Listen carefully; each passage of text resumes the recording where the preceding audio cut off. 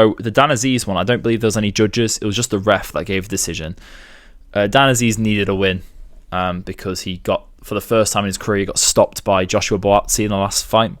So hopefully this was I think meant to be just a little, shake off the rust, get back in there to an okay opponent who's going to fight back. And Seb, if you look at his record, he's 38, only had 15 fights, I think.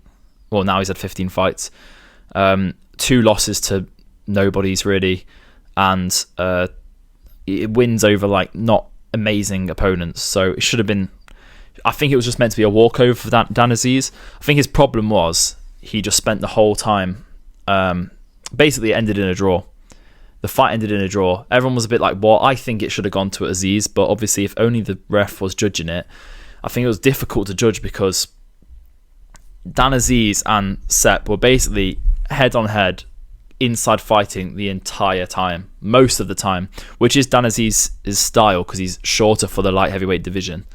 And then, they were neck-to-neck, banging inside body shots.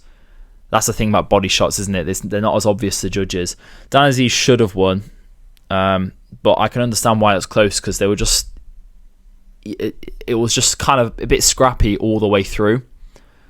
And even if there were judges, I think it would have been difficult to differentiate, what shots are landing and what shot you're just rolling with. Because when you're neck and neck like that, every punch you throw is kind of landing, you know what I mean?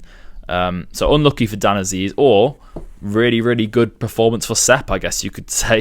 Huge step up for his career. But I do think Dan Azeez is really good. I want to see him go up the competition. Unlucky for Joshua Buatsi, but he did fine against Joshua Buatsi as well. I actually had him to win that, but obviously he got stopped, unfortunately. So I don't know what happens next. Maybe a rematch, maybe a rematch for that fight, and he should go for the stoppage, stay on the outside a bit more just so he can win more exchanges. But Seb brought the fight, he knew that it was only 8 rounds, but it was 8 rounds, and Seb knew that this was his chance to make a big statement for his career. If he won that, he'd probably make a lot of money.